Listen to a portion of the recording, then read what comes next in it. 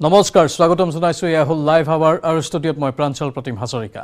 আৰক্ষীৰে সংঘৰ্ষত পুনৰ এজন ড্ৰাগছ সৰবৰাহকাৰী নিহত হৈছে নগাঁৱৰ খাতুৱালত আৰক্ষী আৰু ড্ৰাগছ মাফিয়াৰ সংঘৰ্ষ আৰক্ষীৰ গুলিত নিহত ড্ৰাগছ মাফিয়া খাইৰুল ইছলাম নিহত খাইৰুলৰ ঘৰ সামগুৰিৰ গিৰুৱামুখত পুৱতিনিশা সংঘটিত হয় এই সংঘৰ্ষ আৰক্ষীক আক্ৰমণৰ চেষ্টা চলাইছিল খাইৰুলে ড্ৰাগছ মাফিয়াৰ আক্ৰমণত আহত হৈছে খাতুৱালৰ আৰক্ষী বিষয়া আলোক দত্তগুপ্তা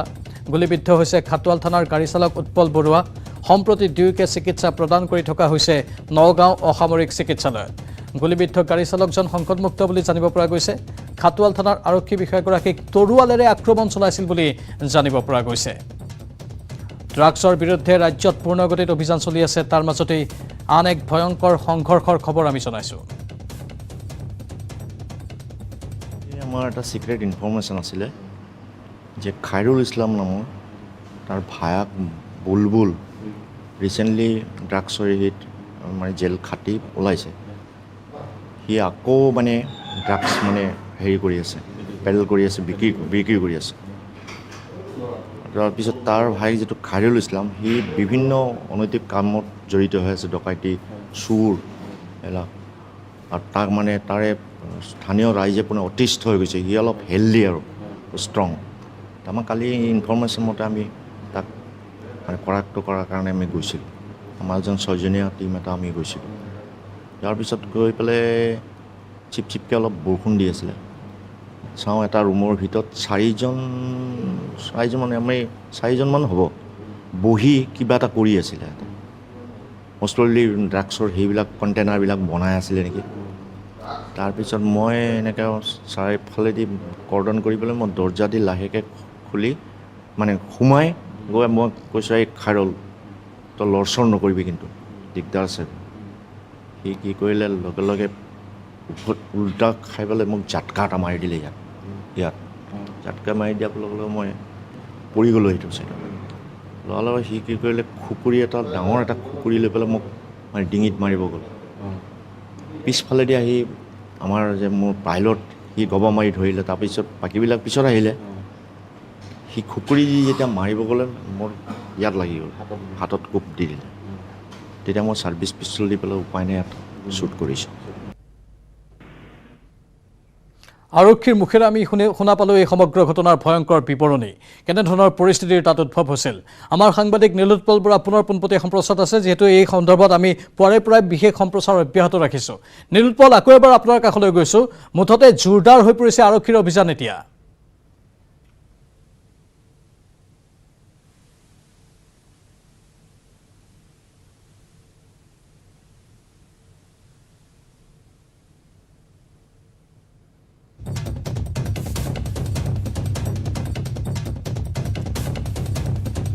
কিছু অসুবিধা হৈছে নীলোৎপলৰ মাত আমি শুনা নাই কিন্তু পুনৰ যোগাযোগ স্থাপন কৰিবলৈ চেষ্টা অব্যাহত ৰাখিছোঁ যেহেতু উল্লেখ কৰিছোঁ আমি এই সমগ্ৰ ঘটনাৰ কথা যি ঘটনাৰ বিৱৰণী আৰক্ষী বিষয়াগৰাকীয়ে আমাৰ সন্মুখত দাঙি ধৰিছে এক ভয়ংকৰ অভিজ্ঞতাৰ সন্মুখীন হ'ল তেওঁলোক গৈছিল কৰায়ত্ব কৰিবলৈ কিন্তু গুলী চালনা কৰিবলৈ বাধ্য হ'ল কাৰণ আৰক্ষীক প্ৰথমে চোকা অস্ত্ৰৰে আক্ৰমণ কৰিছিল এখন তৰুৱালেৰে আৰক্ষী বিষয়াগৰাকীক হত্যাৰ চেষ্টা কৰিছিল তাৰ প্ৰত্যুত্তৰত গুলী চালনা কৰা হ'ল বুলি আৰক্ষী বিষয়াগৰাকীয়ে সংবাদ মাধ্যমক জানিবলৈ দিছে মুঠতে আৰক্ষীৰে সংঘৰ্ষত পুনৰ এজন ড্ৰাগছ সৰবৰাহকাৰী নিহত হৈছে নগাঁৱৰ খাতুৱালত আৰক্ষী আৰু ড্ৰাগছ মাফিয়াৰ সংঘৰ্ষৰ খবৰ আৰক্ষীৰ গুলীত নিহত ড্ৰাগছ মাফিয়া খাইৰুল ইছলাম নিহত খাইৰুলৰ ঘৰ সামগুৰিৰ গিৰুৱামুখত পুৱতিনিশা সংঘটিত হয় এই সংঘৰ্ষ আৰক্ষীক আক্ৰমণৰ চেষ্টা চলাইছিল খাইৰুলে ড্ৰাগছ মাফিয়াৰ আক্ৰমণত আহত হৈছে খাতুৱালৰ আৰক্ষী বিষয়া আলোক দত্তগুপ্তা পুনৰবাৰ যোগাযোগ স্থাপন কৰিছোঁ সাংবাদিক নীলোৎপলৰ সৈতে নীলোৎপল এক ভয়ংকৰ ঘটনা ইতিমধ্যে আমি সমগ্ৰ বিৱৰণী আগবঢ়াইছোঁ শেহতীয়া আপডেট কি আছে নিশ্চয় প্ৰাঞ্জল এটা কথা ক'ব লাগিব যে আমি আৰক্ষীৰ আন এটা দিশৰ কথা ক'ম যি ঘটনা সংঘটিত হৈছে ইতিমধ্যে সকলো জ্ঞাত যে মাত্ৰ ছগৰাকী আৰক্ষীৰ জোৱানৰ সৈতে 4টা দুৰ্ধৰ্ষ ডকাইতৰ মুখামুখি সংঘৰ্ষ হৈছিলে আৰু এটা দুৰ্ধৰ্ষ ডকাইত খাইৰুল ইছলাম যিটো সমগ্ৰ সামগ্ৰীৰে মষ্ট ৱান্টেড ডকাইত আছিলে বিভিন্ন সময়ত সামগ্ৰীৰ অৰ্ধশতাধিক ডকাইতি ঘটনাত জড়িত হৈ আছিলে এই খাইৰুল ইছলাম নিহত হৈছে কিন্তু আৰক্ষীৰ যিগৰাকী বিষয়া অলক দত্তগুপ্তা যিগৰাকীয়ে ডকাইতৰ বিৰুদ্ধে সাহস কৰি যুঁজিছিলে তেওঁ মাত্ৰ 2 বছৰ আছে চাকৰি জীৱনৰ আৰু তেওঁ এই বয়সতো কিন্তু কুণ্ঠাবোধ কৰা নাছিলে তেওঁ কিন্তু তাৰ পৰা পলায়ন কৰা নাছিলে অপৰাধী দলটোক দেখি আৰু আমি বৰ্তমান যি দেখুৱাই আছোঁ বৰ্তমান নগাঁৱৰ ভোগেশ্বৰ ফুকনি অসামৰিক চিকিৎসালয়ত যিগৰাকী আৰক্ষী গাড়ী চালক যিগৰাকী আহত হৈছে উৎপল বৰুৱা যিগৰাকী আৰক্ষীৰ ভাৰপ্ৰাপ্ত বিষয়া অলক দত্ত তেওঁ ইতিমধ্যে ইয়াত বৰ্তমান ভৰ্তি হৈ আছে চিকিৎসাধীন হৈ আছে আৰু ইতিমধ্যে খাইৰুল ইছলামৰ মৃতদেহ মৰণোত্তৰ পৰীক্ষাৰ বাবে প্ৰেৰণ কৰা হৈছে আৰু খাইৰুল ইছলাম কেৱল মাত্ৰ আৰক্ষীৰ মূৰৰ কামৰণি নাছিলে খাইৰুল ইছলাম সমগ্ৰ গেৰুৱামুখ অঞ্চলৰ ৰাইজৰ বাবে এক সন্ত্ৰাস আছিলে কাৰণ সমগ্ৰ গেৰুৱামুখ অঞ্চলতে খাইৰুল ইছলামে বিগত সময়ছোৱাত বিভিন্ন ধৰণৰ যি অপৰাধজনিত ঘটনা সংঘটিত কৰিছিলে তেওঁ ভাতৃ ড্ৰাগছৰ গোচৰত ইতিমধ্যে বুলবুল ভাতৃ ড্ৰাগছৰ গোচৰত ইতিমধ্যে আমি কৈছোঁ কাৰাগাৰলৈ যাবলগীয়া হৈছে কিন্তু আৰক্ষী বিষয়াগৰাকীৰ পৰা আমি পোনে পোনে যাবলৈ জানিবলৈ চেষ্টা কৰিম আমি দেখুৱাইছোঁ অলক দত্ত ইয়াত আছে পোনে পোনে আমি আৰক্ষী মানে হেৰিত যাওঁ ঘৰত যাওঁ যেতিয়া 4-5জন মানুহ ল'ৰা বহি আছিলে বহি পেলাই হেৰি কৰিছে এতিয়া মই সোমাই যাওঁতে এই খাইৰুল যিটো মৰিছে সেইজনে মোক এটাক কৰে মোক ঘুচা মাৰি দিয়ে মাৰি দিয়াৰ লগে লগে মই পৰি যাওঁ পিছত সি চোকা দা এখন লৈ আহে দা এখন লৈ মোক মাৰিব খোজে মোক ডিঙিত এটেম্প লৈছিলে ডিঙিত নোৱাৰিলে ছেকেণ্ড টেপটো মোৰ হাতত পৰে তেতিয়া মই আত্মৰক্ষাৰ কাৰণে নিজে আৰু 3-4জন আছিলে সিহঁতৰ আন্ধাৰৰ সুযোগ লৈ পেলাই পলাইছে আৰক্ষী বিষয়া মই অফিচাৰ আছিলোঁ মোৰ নেতৃত্বত গৈছিলে পূৰ্ব পৰিকল্পনাত আছিলে হা যে আপোনাৰ তেনেকুৱা গুলীয়াগুলী হ'ব পাৰে বোলে সাজু নাছিলে সাজু মানে গুলীয়াগুলী হোৱাৰ কোনো সাজু নাছিলে আমি তাক কৰায়ত্ব কৰি পেলাই আনিবৰ কাৰণে মানে হৈছে লাষ্টত আক্ৰমণ কৰি এতিয়া পলাব যেতিয়া চেষ্টা কৰে তেতিয়া মই আত্মৰক্ষাৰ কাৰণে নিশ্চয় খাইৰুল ইছলাম ইতিমধ্যে নিহত হৈছে আৰু ভিডিপিৰ লোক আছে নেকি ইয়াত আপুনি গাঁওৰক্ষী বাহিনী নেকি আমি গাঁওৰক্ষী বাহিনী যদি লোকক পাওঁ তেওঁলোকৰ পৰা জানিবলৈ চেষ্টা কৰিম কাৰণ খাইৰুল সমগ্ৰ অঞ্চলটোৰ বাবে সন্ত্ৰাস আছিলে আমি দেখুৱাইছোঁ উৎপল বৰুৱা যিগৰাকী গাড়ী চালক যিগৰাকী আহত হৈছে আমি দেখুৱাইছোঁ বৰ্তমান আপোনাৰ অৱস্থা ভাল সুস্থিৰ আগতকৈ ভাল পাইছে পাইছোঁ যথেষ্ট ভাল পাইছোঁ উৎপল বৰুৱা গাড়ী চালক তেওঁ ভৰিত খুলি ৰাখিছে তেওঁ আঘাতপ্ৰাপ্ত হৈছে আৰু এতিয়া দেখিবলৈ পোৱা গৈছে যে আমি খাটোৱালত যি ঘটনা সংঘটিত হৈছে খাটোৱাল বৰ্তমান দেখিবলৈ পোৱা গৈছে যে নগাঁও জিলাৰ চামগুৰিৰ খাটোৱালত যি ঘটনা সংঘটিছে সেই ঘটনা সমগ্ৰ নগাঁৱত চাঞ্চল্যৰ সৃষ্টি কৰিছে কিন্তু আন এটা দিশ আমি ক'ব লাগিব যে অসম আৰক্ষী মাত্ৰ 6জনকৈ লোকে কোনো বৃহৎ দল নোহোৱাকৈ সাহসিকতাৰে 4গৰাকী দুৰ্ধৰ্ষ অপৰাধীৰ বিৰুদ্ধে যুঁজ দিছিলে ইতিমধ্যে অৱশ্যে 3গৰাকী আন্ধাৰৰ সুযোগ লৈ পলায়ন কৰিছে যে এগৰাকী দুৰ্ধৰ্ষ অপৰাধী খাইৰুল ইছলাম যি খাইৰুল ইছলামৰ কথা সকলোৱে জানে চামগুৰিত মষ্ট ৱাৰেণ্ট ডকাইত আছিলে আৰু খাইৰুল ইছলাম ইতিমধ্যে আৰক্ষী নিহত হৈছে আৰু নিঃসন্দেহে নগাঁও আৰক্ষীৰ এক বৃহৎ সাফল্য প্ৰাঞ্জল নীলোৎপল নগাঁও আৰক্ষীৰ বাবে বৃহৎ সফলতা সমান্তৰালভাৱে কিন্তু অপৰাধী চক্ৰও এতিয়া অধিক ভয় খাব কাৰণ অপৰাধী চক্ৰই যি দপদপনি পূৰ্বে অব্যাহত ৰাখিছিল সেই দপদপনি এতিয়া কিছু পৰিমাণে কমা বুলিও আমি ক'ব পাৰোঁ নহয় জানো নিশ্চয় প্ৰাঞ্জল এটা কথা ক'ব লাগিব যে খাটোৱালৰ বা গেৰুকামুখ যিসমূহ অঞ্চল সেইসমূহ অঞ্চল চামগুৰি ভিতৰুৱা অঞ্চলসমূহত চামগুৰি বুলি ক'লে এসময়ত চম্বল বুলি কৈছিলে সেই সময়খিনিত আৰক্ষীয়েও যথেষ্ট অভিযান চলাইছিলে বহু ডকাইত গ্ৰেপ্তাৰ কৰিছিলে কিন্তু গ্ৰেপ্তাৰ কৰাৰ পিছত এনে ডকাইত সাধাৰণতে মুকলি হৈ আহে আৰু তাৰপিছত পুনৰ ডকাইতি লিপ্ত হয় পুনৰ অপৰাধত লিপ্ত হয় গতিকে সেই ক্ষেত্ৰত কিন্তু এটা কথা ক'ব লাগিব যে এইবাৰ কিন্তু অপৰাধীয়ে ভয় খাব অপৰাধীয়ে ভৱিষ্যতে এনেধৰণৰ অপৰাধ সংঘটিত কৰাৰ আগত বাৰম্বাৰ চিন্তা কৰিব লাগিব কাৰণ যিহেতু বৰ্তমান আৰক্ষী কিন্তু কঠোৰ হৈছে অপৰাধীয়ে যদি আৰক্ষী আক্ৰমণ কৰে আৰক্ষী কিন্তু ক্ষান্ত হৈ থকা নাই আৰক্ষীয়ে গুলীচালনা কৰিছে আৰু সেই ঘটনাই সংঘটিত হৈছে চামগুৰিত আৰু এইগৰাকী খাইৰুল ইছলাম ৰাজনৈতিকভাৱে প্ৰভাৱশালী আছিলে বিভিন্ন সময়ত 2011-12 বৰ্ষত আৰক্ষী কেয়াৰ কৰা নাছিলে বিভিন্ন অপৰাধ নিৰ্বিঘ্নে সংঘটিত কৰিছিলে বিভিন্ন ধৰণৰ অৰ্ধশতাধিক ডকাইতি ঘটনাত জড়িত হৈ পৰিছিলে গতিকে এনেধৰণৰ অপৰাধীসমূহৰ বিৰুদ্ধে কঠোৰ অভিযান চলোৱাৰ দাবী কিন্তু ৰাইজে কৰি আহিছিলে আৰু সেয়াই বৰ্তমান কাৰ্যত ৰূপায়িত হৈছে আৰু সেই কথাই পুনৰ প্ৰতিপন্ন হৈছে যি শনিবাৰে নিশা যি অভিযান চলিলে চামগুৰি গেৰুৱামুখত সেই কথা যেন প্ৰতিপন্ন হৈছে প্ৰাঞ্জল ধন্যবাদ নীলোৎপল বৰুৱা এইখিনি তথ্যৰ বাবে আৰু প্ৰতিটো তথ্য আমি পোৱাৰ পৰাই জনাই আছোঁ আৰক্ষীয়ে ইতিমধ্যে সমগ্ৰ কথা পোনপটীয়া সম্প্ৰচাৰতো উল্লেখ কৰিছে আগন্তুক দিনতো আৰক্ষীৰ এনেধৰণৰ অপৰাধীৰ বিৰুদ্ধে অভিযান অব্যাহত থাকিব ৰাজ্যৰ বিভিন্ন প্ৰান্তত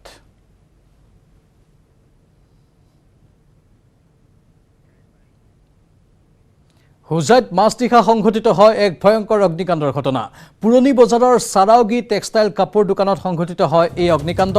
ব্যৱসায়িক প্ৰতিষ্ঠানৰ তৃতীয় মহলাৰ কৰ্মচাৰী থকা বন্ধ কক্ষত সূত্ৰপাত ঘটে জুইৰ এই অগ্নিকাণ্ডৰ নিমিষতে জ্বলি ছাই হয় তৃতীয় মহলাত থকা কোঠালিটো পৰৱৰ্তী সময়ত ৰাইজৰ সহযোগত আৰক্ষী CRPF আৰু অগ্নি নিৰ্বাপক বাহিনীৰ তৎপৰতাত নিৰ্বাপিত কৰা হয় জুই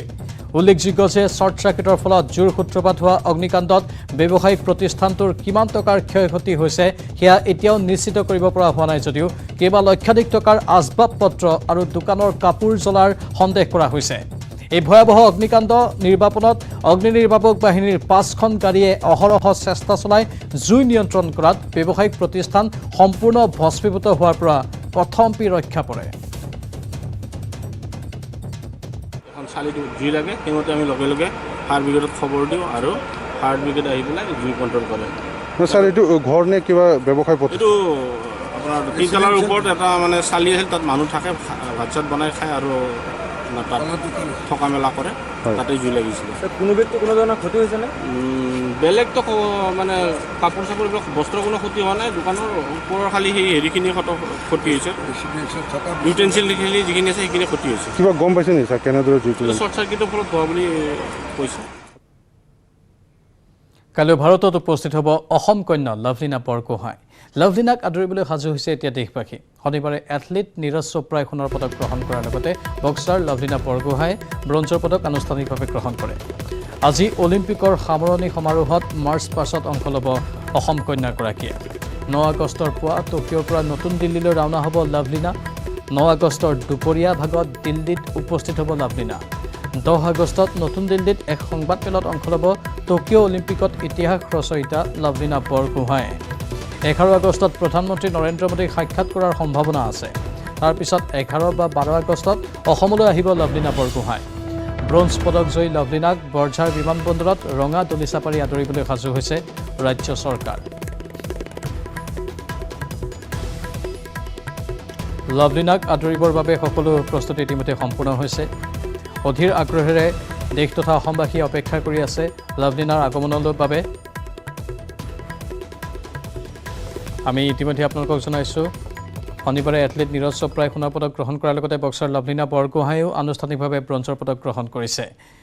আমাৰ জ্যেষ্ঠ সাংবাদিক হীৰক জ্যোতি মালাকাৰ আছে পোনপটীয়া সম্প্ৰচাৰত আছে হীৰক সকলোৱে অধীৰ আগ্ৰহেৰে অপেক্ষা কৰি আছে লাভলীনাক ঘূৰি অহালৈ বাট চাই আছে সকলোৱে হয় প্ৰাঞ্জল ইতিমধ্যে ইতিহাস সৃষ্টি কৰা লাভলীনা বৰগোহাঁইক আদৰিবলৈ সকলোৱে ইতিমধ্যে প্ৰস্তুতি আৰম্ভ কৰিছে মই ক'ব বিচাৰিম যে কালি লাভলীনা ভাৰতত আহি উপস্থিত হ'ব যিহেতু আজি টকিঅ' অলিম্পিকৰ যি শেষৰ অনুষ্ঠান অৰ্থাৎ শেষৰ যি মাৰ্চ পাষ্ট অনুষ্ঠান আছে সেই মাৰ্চ পাষ্ট অনুষ্ঠানত অংশগ্ৰহণ কৰিব অংশগ্ৰহণ কৰাৰ পিছত কালি টকিঅ'ৰ পৰা দিল্লী অভিমুখে ৰাওনা হ'ব দিল্লীত কালি তেওঁলোকৰ যিবোৰ ভাৰতীয় বক্সিং সংস্থা আছে বা অন্যান্য যিবোৰ সংস্থা আছে খেলৰ লগত জড়িত সংস্থা লগতে যিবোৰ দল সংগঠন আছে সেই দল সংগঠনে লাভলীনাক আদৰণি জনাব আদৰণি জনোৱাৰ লগতে সম্বৰ্ধনাৰ এক অনুষ্ঠানৰ আয়োজন কৰিছে কিন্তু কালি কোনো ধৰণৰ সংবাদমেল তেওঁ সম্বোধন নকৰে 10 আগষ্টত তেওঁ এখন সংবাদমেল সম্বোধন কৰিব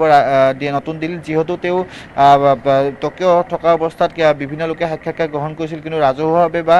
সকলোৰে লগত একেলগে কোনো ধৰণৰ সংবাদমেল সম্বোধন কৰা নাছিল সেই উদ্দেশ্যেৰে তেওঁ অভিজ্ঞতা কেনেকুৱা আছিলে বা টকিঅ' অলিম্পিকত কেনেদৰে পদক দখল কৰিলে বা কি ঘাত প্ৰতিঘাত বা অভিজ্ঞতা কেনেদৰে আছিলে সেই সকলোবোৰ এই বিৱৰণ এই সংবাদমেলত দিব ঠিক একেদৰে মই ক'ব বিচাৰিম যে সেইদিনাখন তেওঁ সেই সংবাদমেল সম্বোধন কৰাৰ পিছত 11 আগষ্টত প্ৰধানমন্ত্ৰী নৰেন্দ্ৰ মোদীক সাক্ষাৎ কৰাৰ পূৰ্ণ সম্ভাৱনা আছে আৰু নৰেন্দ্ৰ মোদীক সাক্ষাৎ কৰাৰ পিছতেই 11 পৰা 11 তাৰিখে বিয়লি ভাগত অথবা 12 আগষ্টৰ দিনা গুৱাহাটী অভিমুখে ৰাওনা হ'ব গুৱাহাটীত তেওঁ সম্বৰ্ধনা জনোৱাৰ বাবে ইতিমধ্যে ৰাজ্য চৰকাৰে সম্পূৰ্ণ প্ৰস্তুতি অব্যাহত ৰাখিছে মই ক'ব বিচাৰিম যে প্ৰথমে যেতিয়া বিমানবন্দৰত উপস্থিত হ'ব সেই বিমানবন্দৰত উপস্থিত হোৱাৰ পিছতে লাভলীনাক ৰঙা দলিচাৰে আদৰণি জনোৱা হ'ব ৰঙা দলিচাৰে আদৰণি জনোৱাৰ পিছত তাতে এক শোভাযাত্ৰা ওলোৱা হ'ব বা এক শোভাযাত্ৰা ওলোৱাই এই চাইলৈ অনা হ'ব চাইত যিহেতু তেওঁ চাইতে তেওঁ আনুষ্ঠানিক শিক্ষা বা আনুষ্ঠানিক বক্সিঙৰ শিক্ষা আৰম্ভ কৰিছিল চাইত তেওঁ প্ৰশিক্ষণ দিয়া হৈছিল চাইৰ পৰা তেওঁ ভাৰতৰ ইতিমধ্যে বা গোটেই দেশৰ নাম উজ্বলাবলৈ সক্ষম হৈছে আৰু তেওঁ সেই অনুষ্ঠান হোৱাৰ পিছত 12 বা 13 তাৰিখে তেওঁ গুৱাহাটীত উপস্থিত হোৱাৰ পিছতে গুৱাহাটীৰ যি পৰিয়ালবৰ্গ আছে সেই পৰিয়ালবৰ্গক গুৱাহাটীতে সাক্ষাৎ কৰিব কিয়নো 15 আগষ্ট যি স্বাধীনতা দিৱস আছে সেই স্বাধীনতা দিৱসৰ এই অনুষ্ঠানত প্ৰধানমন্ত্ৰী নৰেন্দ্ৰ মোদীয়ে সকলো যি টকিঅ' অলিম্পিকত অংশগ্ৰহণ কৰা এথলীট আৰু পদক বিজয়ী যিসকল এথলীট আছে সেই এথলীটসকলক যি পেৰেড আছে সেই পেৰেডত যি স্বাধীনতা দিৱসৰ যি অনুষ্ঠান আছে সেই অনুষ্ঠানত অংশগ্ৰহণ কৰিবলৈ বা উপস্থিত থাকিবলৈ জনোৱা হৈছে সেই তাতে তেওঁ পুনৰ দিল্লীলৈ ৰাওনা হোৱাৰ পূৰ্ণ সম্ভাৱনা আছে ঠিক একেদৰে 15 আগষ্টৰ অনুষ্ঠান যি সম্পূৰ্ণ হোৱাৰ পিছত তেওঁ পুনৰ 16 বা 17 তাৰিখে তেওঁ পুনৰ গুৱাহাটীলৈ ৰাওনা হ'ব আৰু গুৱাহাটীত দুদিনমান কটোৱাৰ পিছত নিজ বাসগৃহলৈ তেওঁৰ বৰপথাৰলৈ ৰাওনা ৰাওনা হ'ব। বৰপথাৰত তেওঁ ইতিমধ্যে যি ক্ৰীড়া সংগঠন আছে বা যিবোৰ অনুষ্ঠান আছে সেই অনুষ্ঠানৰ এক সম্বৰ্ধনা অনুষ্ঠানৰ আয়োজন কৰিছে। আৰু লগতে ক'ব বিচাৰিম যে যিটো পথেৰে গৈছিল লভলীনা, আচলতে যিটো পথেৰে গৈছিল সেই পথটো আচলতে অতি দুৰ্গম পথ, কিন্তু লভলীনা যেতিয়া অলিম্পিকত স্থান নিশ্চিত কৰিলে বা অলিম্পিকত বক্সিঙত অৱতীৰ্ণ হ'ল, তাৰে পিছৰ পৰা দেখিবলৈ পোৱা গৈছে যে সেই পথটো মেৰামতি কৰিছিল। অৰ্থাৎ যিটো বেয়া পথেৰে যোৱাজীৰ্ণ পথেৰে তেওঁ অলিম্পিকলৈ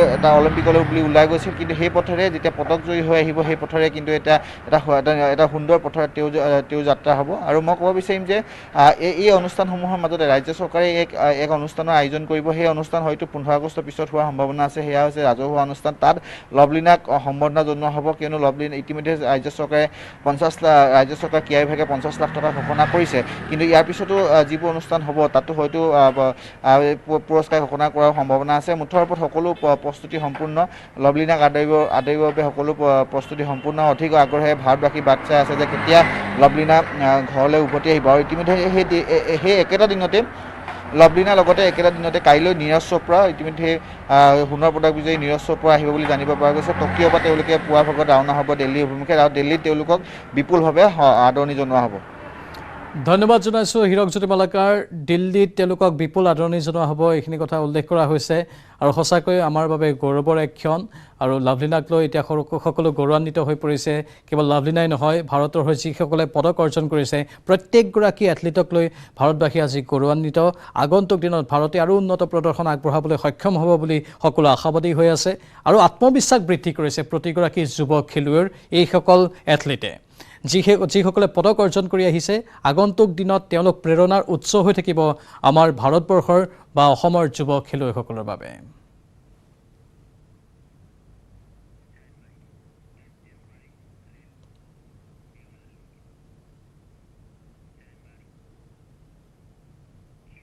মহানগৰীত পুৱাই হাল্লাবোল কাৰ্যসূচী, পুৱাই ৰেলপথ অৱৰোধ কাৰ্যসূচী চন্দ্ৰপুৰৰ ৰাইজৰ। চন্দ্ৰপুৰত স্থাপন কৰিব বিচৰা ডাম্পিং গ্ৰাউণ্ডৰ বিৰুদ্ধে প্ৰতিবাদ ৰাইজৰ। ডাম্পিং গ্ৰাউণ্ড বিৰোধী মঞ্চ চন্দ্ৰপুৰৰ উদ্যোগত এই ৰেলপথ অৱৰোধ কাৰ্যসূচী গ্ৰহণ কৰা হয়। অৱৰোধকাৰীক ৰেলপথৰ পৰা বলপূৰ্বকভাৱে আঁতৰাই নিয়ে আৰক্ষীয়ে।